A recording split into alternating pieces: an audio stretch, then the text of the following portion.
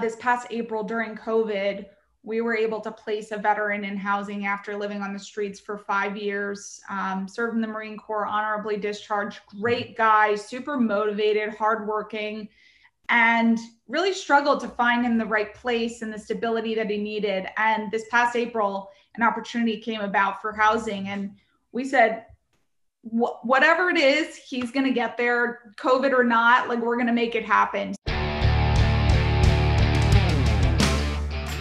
You're listening to the 7 Echo Podcast, brought to you by 7 Eagle Group, the place where we highlight inspiring and interesting United States military veterans who have found a successful civilian career after trading in their uniforms.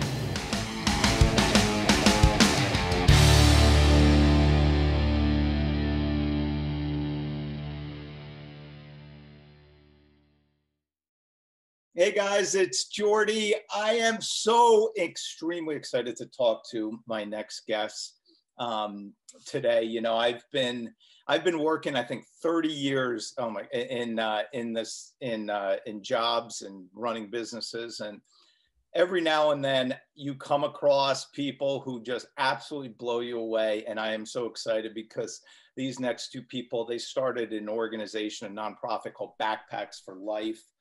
It's Backpack for Life. I'm horrible at this crap. These two people started backpacksforlife.org. It is an amazing organization that is just doing so much good in the military community. We're going to hear all about it. So I want to introduce Brett D'Alessandro and Alexa Modero.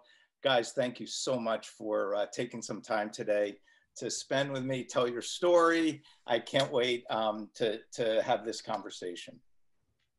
Thanks so much. That was a great intro. You just up a lot. That was awesome. I don't know about that, but anyway, like I said, I was just blown away. Brett, you and I spoke a couple weeks ago. We met for the first time. I read an article about you. And I said, I got to talk to this guy. And you told me this story, and it was absolutely amazing. You served in the United States Marine Corps. You were a sergeant, got out. Tell everyone just a little bit about your military experience, just at a high level, what you did and what set you on this path. You guys are these two social entrepreneurs, which I absolutely love. So tell a little bit about your story, and then we'll get to you, Alexa. I appreciate that. And first, our mascot, Kajaki, you're going to obviously see him in the background. I try to give him a bone, but where is he? I don't see, I see it here. Oh, no, I don't see anything. Hovering a little bit. Oh, there. Yeah. So, yeah, he's our 120-pound chocolate lab mascot. So, of course, he's going to want to get himself in the screen. So anyways, yeah, we started Backpacks for Life when I got back from Afghanistan 6 years ago now. Whew, it's like, we were just talking about this. I feel like it was yesterday that we started this organization. And we started it because when I came back from Afghanistan, I was in the Marines for 6 years. I had a hard time integrating back. And a lot of other veterans have dealt with this as well. But when I first came back, I thought I was the only one dealing with this. And come to find out, there was a lot of other veterans out there that were dealing with these similar issues of just transitioning back home from the deployment. And so going through the process, I thought that there was really no resources out there, but come to find out there's an abundance of resources out there. The issue was for me and a lot of other veterans was not knowing where these resources are, how to contact them. And then once you contact them, you don't know if you even qualify for their services. So there's a lot of just really shuffle and trying to figure out what to even connect to before you can even get that help. So that's kind of where we came in. We're like, you know what, let's give out some backpacks. It's symbolic because I survived out of the backpack for seven months. And we're primarily working with homeless and at-risk veterans. So give them a backpack. It's like their mobile home for veterans who are homeless, and put supplies, toiletries, and resources inside these backpacks and give them out.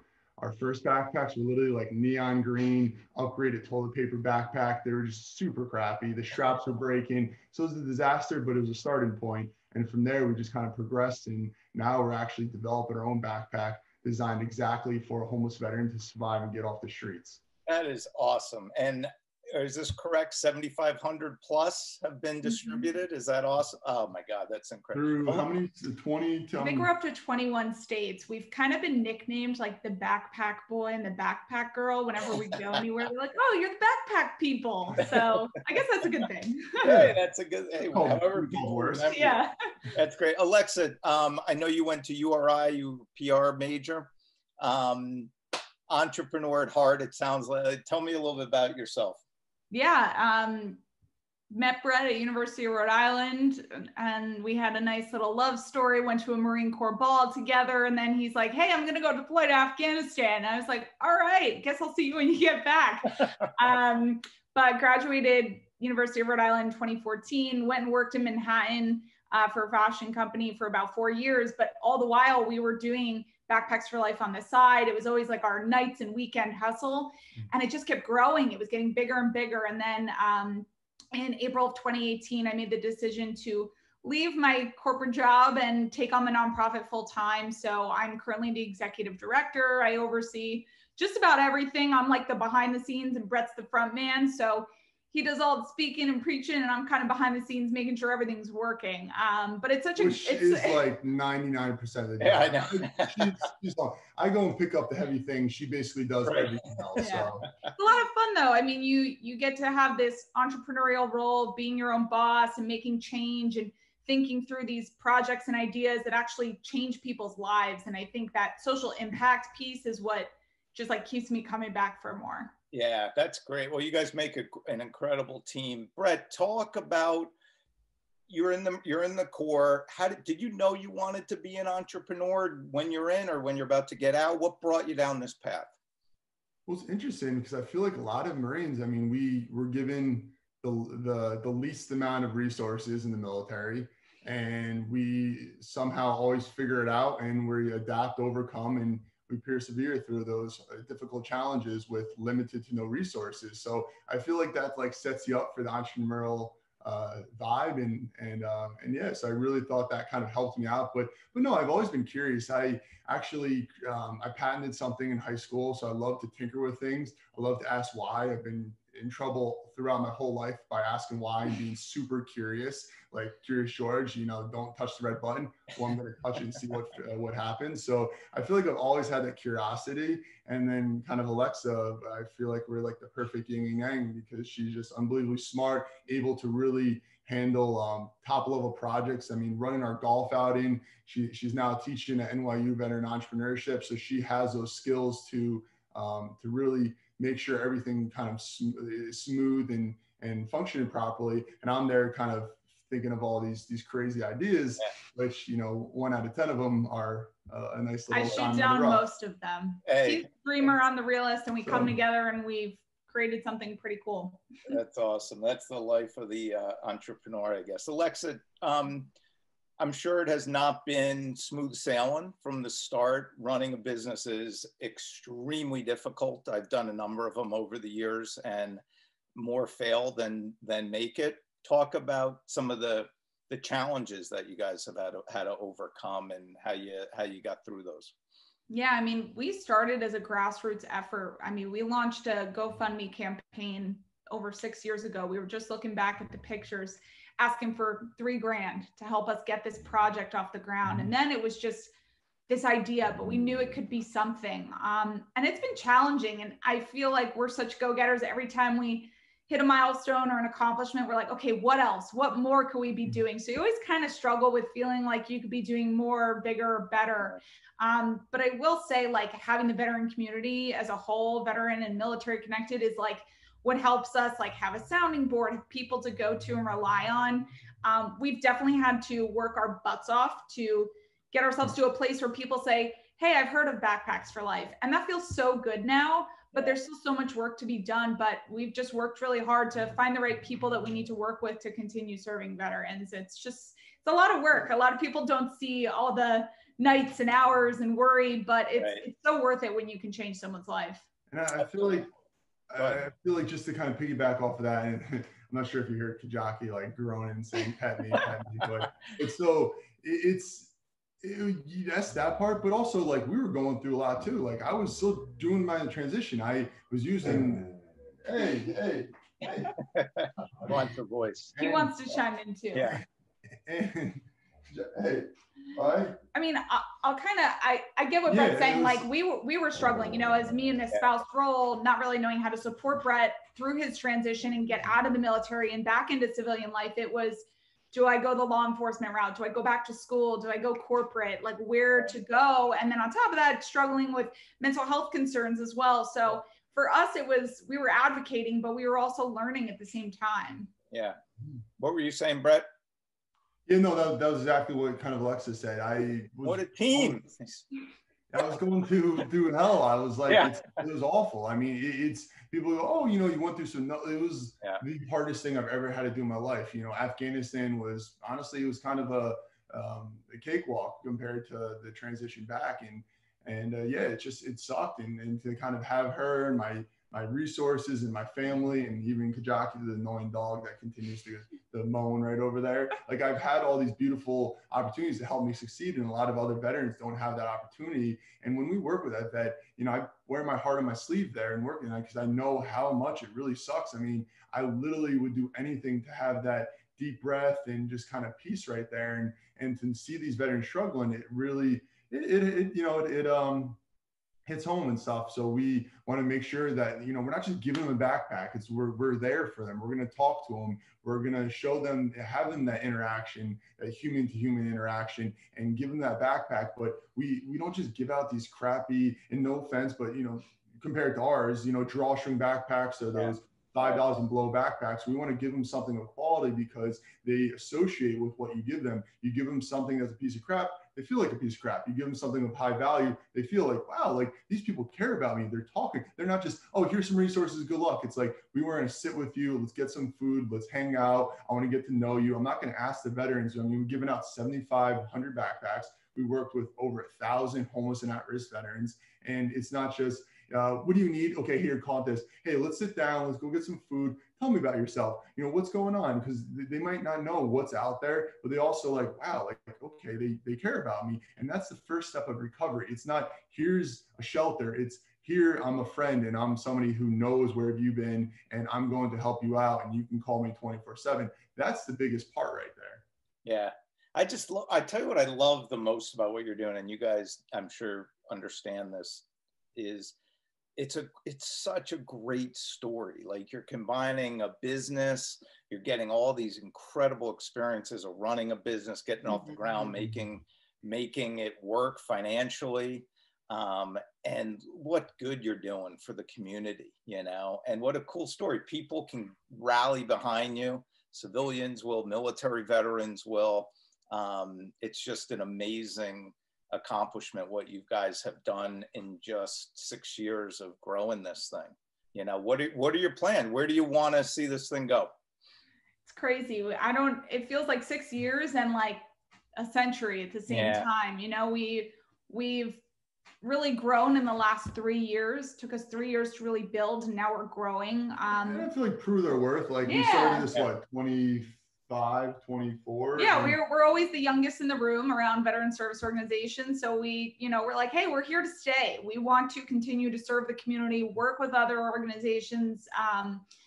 We've been developing our own backpack, like Brett mentioned, and we're actually launching this November a platform for New Jersey veterans that basically aggregates all programs, resources, and cares in one centralized location. So you're not spending time hunting down organizations to know if you qualify, what are the intake forms, all these terrible tasks that ultimately lead veterans to say, I quit, I don't want to look at anything anymore. And then that results in that snowball effect of being at risk, unstable job, homelessness. So we're trying to really get in there before that happens and offer them a platform that says, here are all the things you qualify for based on branch of service, your discharge status, your zip code, and really show them exactly what is going to meet their tailored needs. Right. And it's like peeling back the onion. There are just so many things that need to be done, so many services. It's never ending, you know?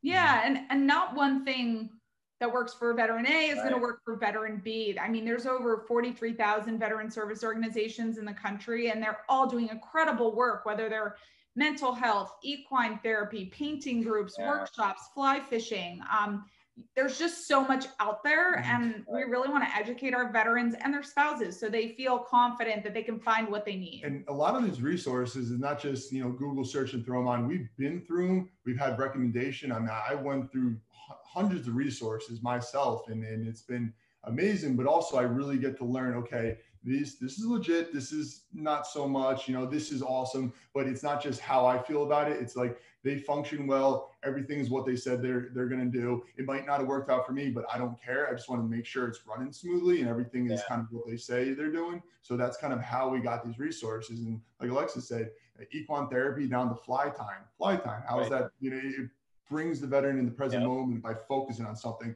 So there's so many amazing things that you're like, that doesn't sound like beneficial for me. And it's like, no, it's extremely. So there's a lot of stuff out there. It's so great because like you started with just the backpack, but it's not about the backpack at all. The backpack is just like getting your foot in the door to change these people's lives. And gosh, I mean, I can't imagine how many veterans have been so appreciative of what you guys are doing for them. What do you have a favorite success story?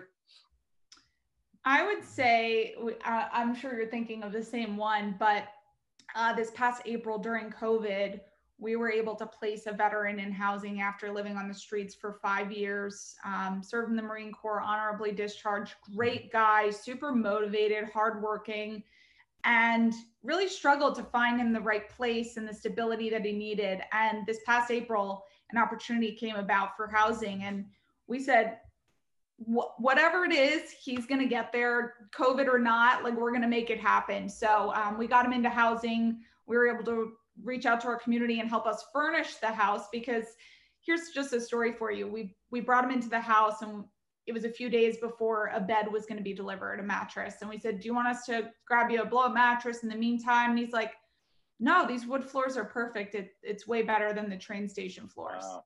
And he was so grateful to just be on wood floors with a roof over his head. And it puts everything in perspective. I mean, he's honorable veteran, Marine veteran, honorable discharge, 5 years of being on the streets. And when COVID hit, a lot of the top level big organizations, because they're paying employees and such like that. I mean, not getting into that, but basically they all shut down. They're shut down. There's nobody there. You can't do this, you can't do that. So I would spray down my car, give him a mask, give myself a mask. I would have gloves, hand sanitizer, all that stuff. And I had actually bought one of those little temperature guns, because I was like, there's no way in hell that because these groups are shut down that we're going to keep this vet on the street any longer. So I would drive him to every single place possible to make sure there was no delay in getting him housing. And like Alexa said, you put this vet in the house, but okay, they're literally essentially living on the floor. So we refurnish this entire place, but we do so for every veteran that gets housing that works with us. You guys are amazing.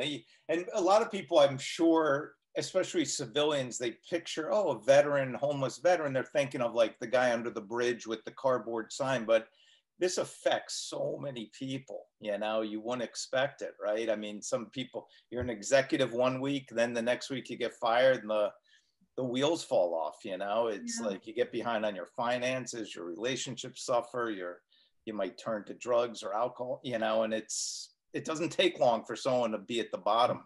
Yeah, I think it's also like reframing the stigma, right? Like you just said, everyone thinks of a veteran that lives on the streets, but when you're homeless, you could be living in a car, you could be at a friend's without a permanent address. So people don't think about those folks, and those folks need help too. And kind of what you're saying, it's like with COVID-19, people are losing jobs, then they're financially unstable, then they maybe turn to drugs and alcohol, and then it might result in homelessness. So right now is a very critical time to be making sure our veterans are supported and know where to get help. There's so many variables into how you become homeless. Even if that vet is underneath the bridge, we're still working with you. Mm-hmm. And even if you lose your job, but look and ask yourself, if I lost my job, how long could I sustain myself? And people are like, crap, 2-3 weeks, maybe a month. And so it can happen so fast. So especially given, we have COVID now into the situation where we basically all of our in-person events, golf outing, bocce event,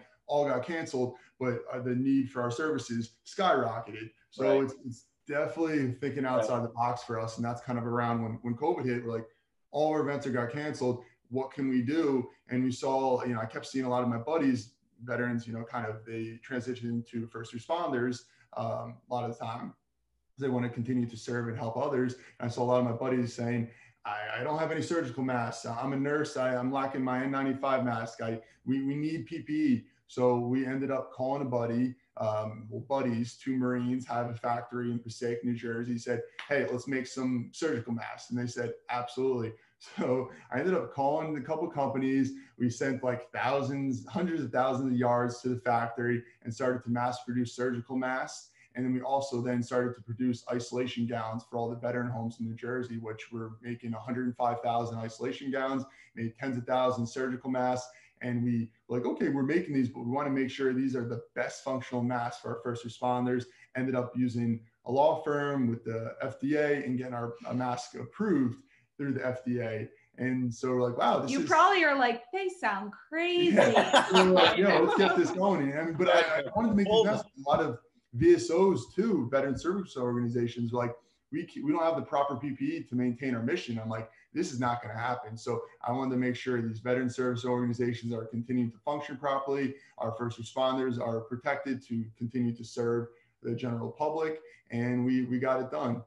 You two are so incredibly inspiring. I don't know if you realize it. And please, when you hit, road bumps along the way and they come, keep going full steam ahead. I am 100% confident I'm going to see you guys on today's show one of these days. You have such a great story. You're doing such incredible work for the military community.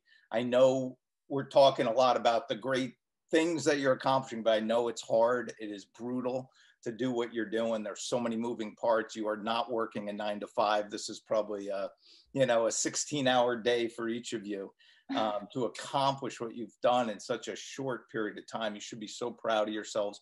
I want anyone who's listening, please check out Backpacks for Life.